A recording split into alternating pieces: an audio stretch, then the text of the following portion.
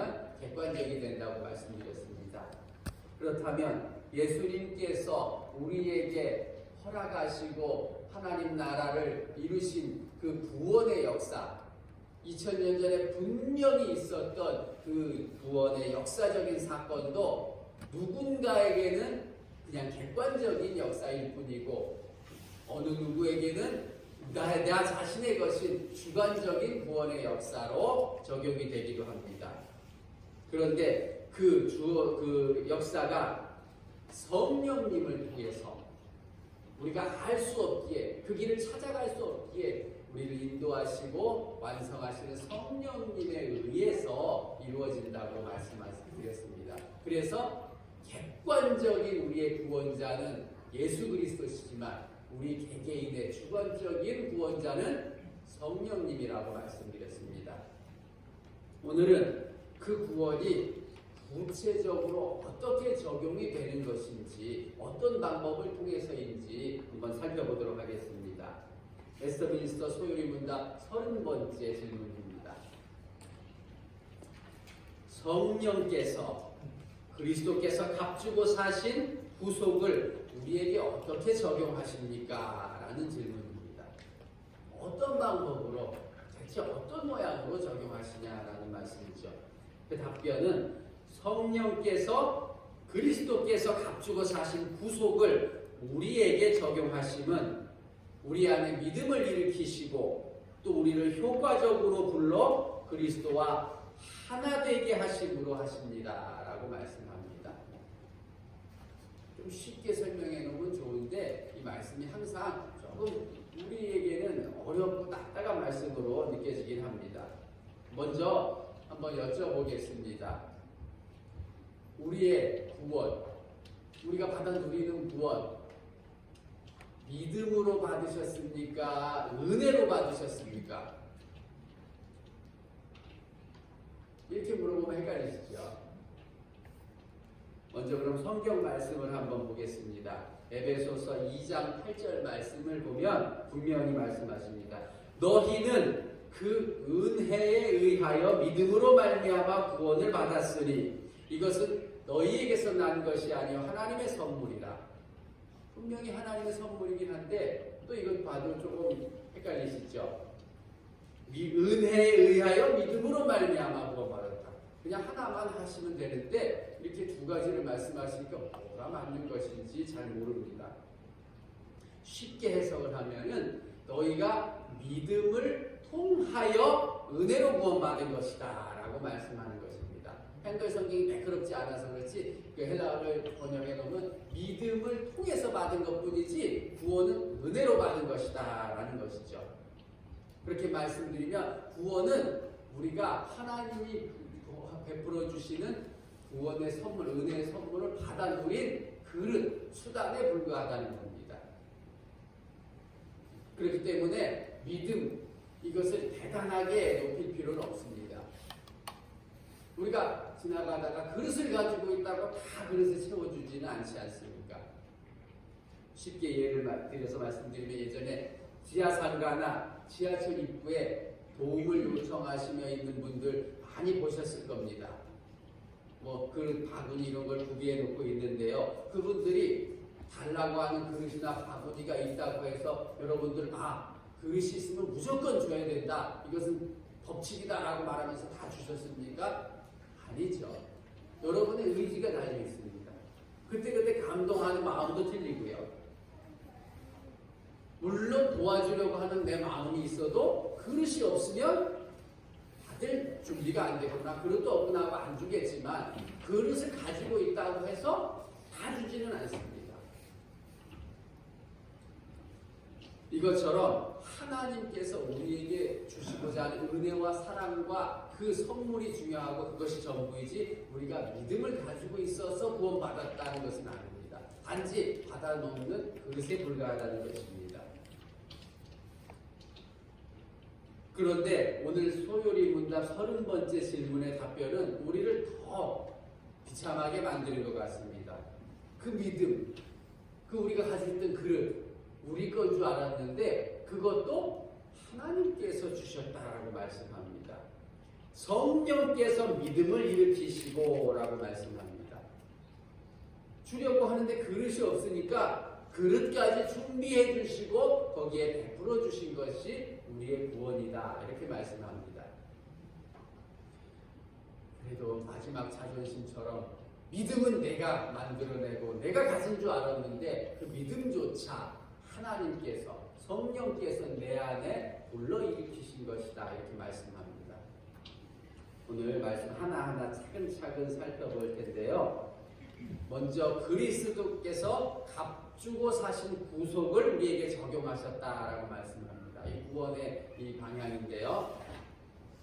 구속이라는 부분, 이것을 먼저 살펴봐야겠습니다. 왜 이렇게 한자로 어렵게 표현했는지, 정확하게 표현을 하기 위해서 한자를 사용한 것 같긴 하지만 조금 더 쉽게 했으면 좋지 않나 라고 생각되는 부분이 있습니다. 우리를 값주고 사셔서 구속하셨다. 구속이 뭘까요? 보통 우리가 생각하기로는 죄인들을 잡아서 체포할 때 쓰는 용어입니다. 구속이라는 것은. 그래서 그런 의미가 우리 안에 없지 않아 있습니다.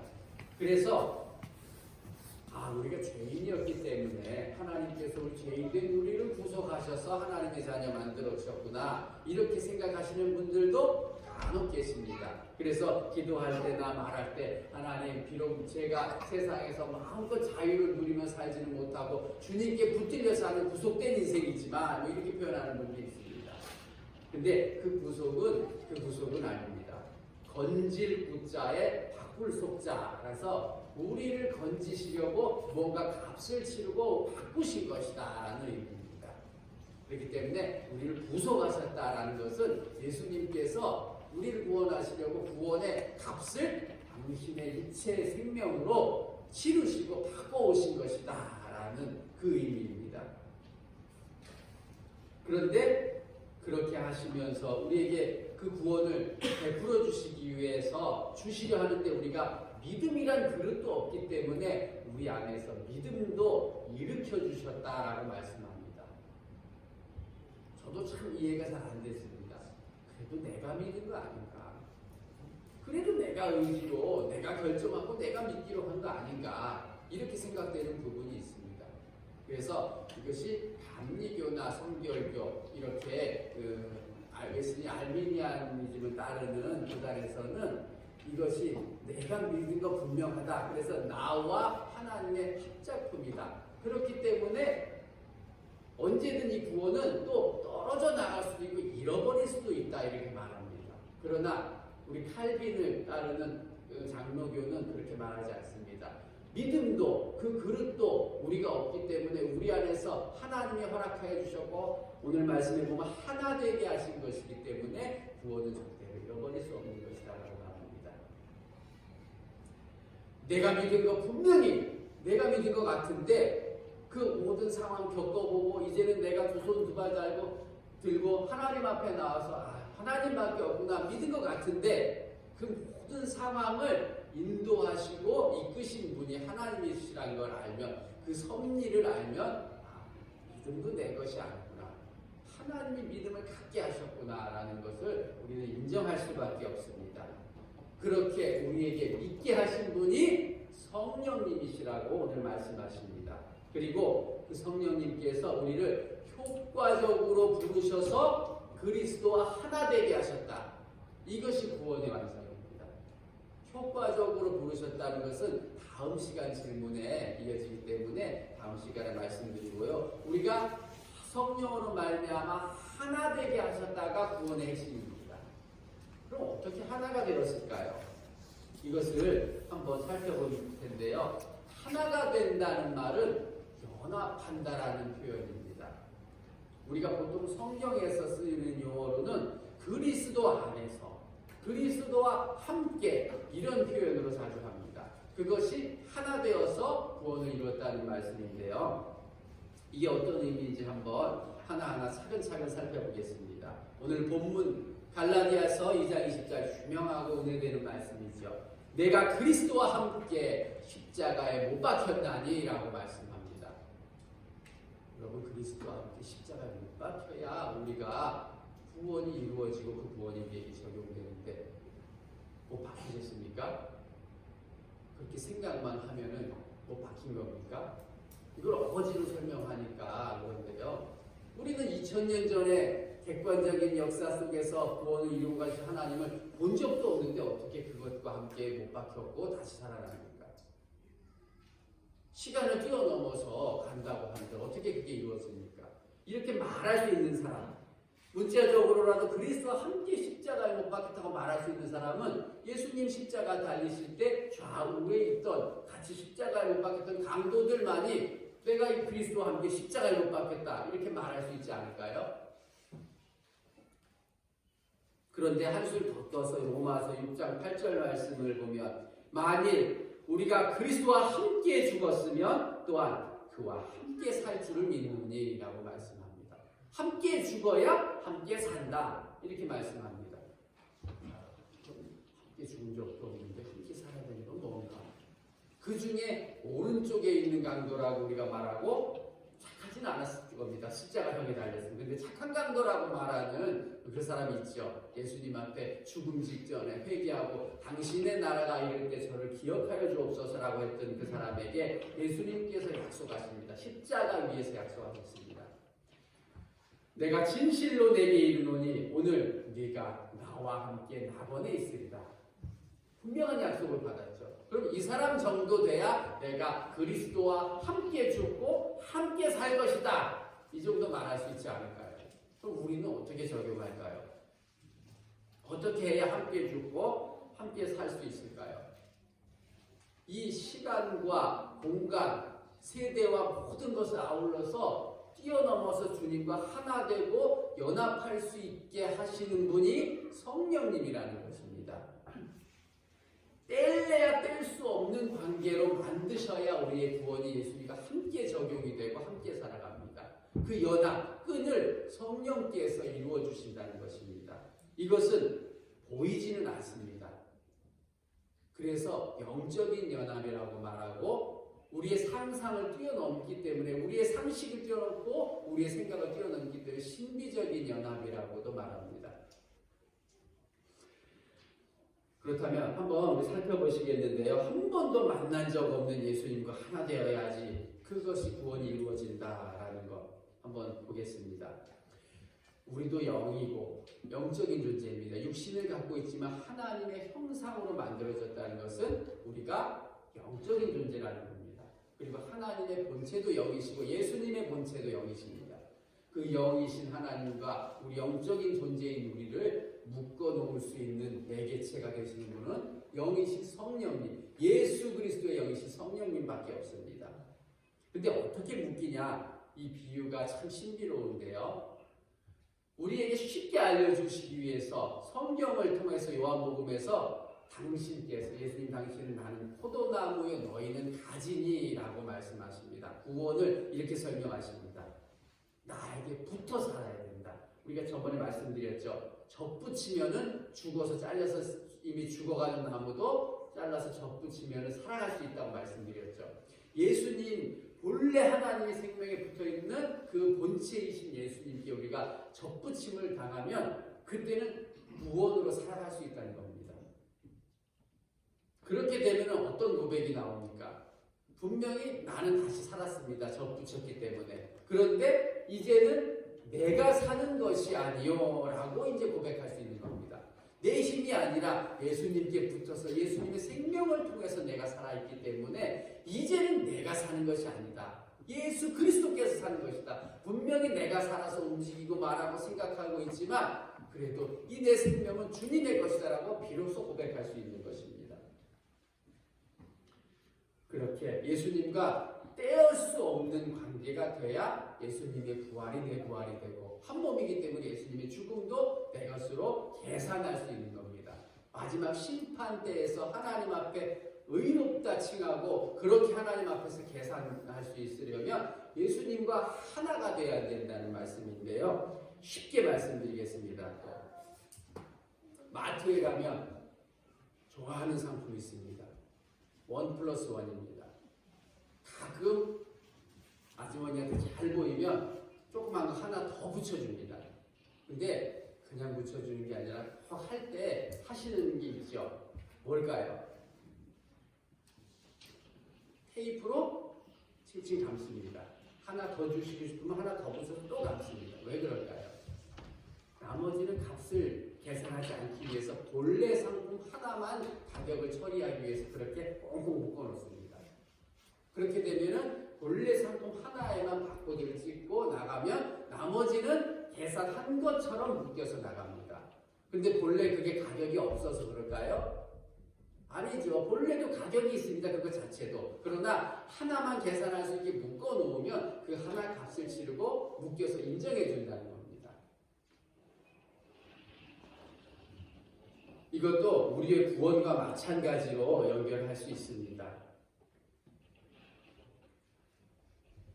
우리가 하나님 앞에 심판대에 섰을 때 우리 각자의 인생과 삶에 대한 값을 치르고 계산해야 합니다.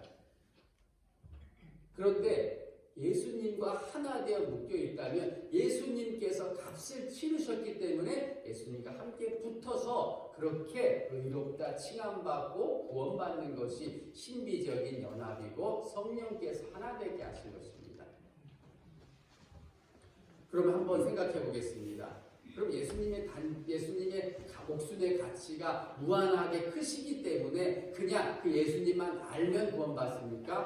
아닙니다. 꼭 마트에서 테이프를 묶어서 연합이 돼야 되듯이 성령으로 예수님과 꽁꽁 묶여 있어야 값을 치를 수 있는 겁니다. 예를 들어서 제가 돈이 많아서 만두 한 봉을 사서 10,000원짜리 만두 한 봉을 사면서 잔돈이 없네요. 100만 원입니다 하고 주고서 어시름돈 필요 없습니다 하고 나왔다고 치면 99만 원이 남는다고 해서 그 만두 값에 99만 원이 남는다고 해서 그 다음부터 만두를 사오는 99명은 자동적으로 저 앞에 99만 원 남았잖아요 하고 계산할 수 있습니까?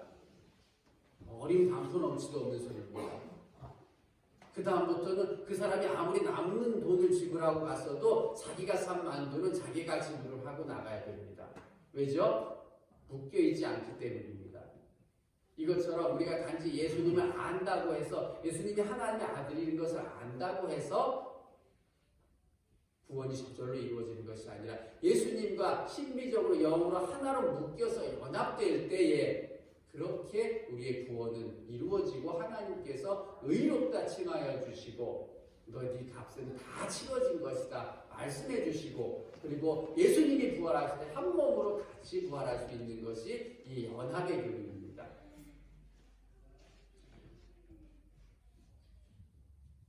이 성령님으로 말미암아 이렇게 이루어지는 이 연합의 교리를 우리가 잘 알아야겠습니다.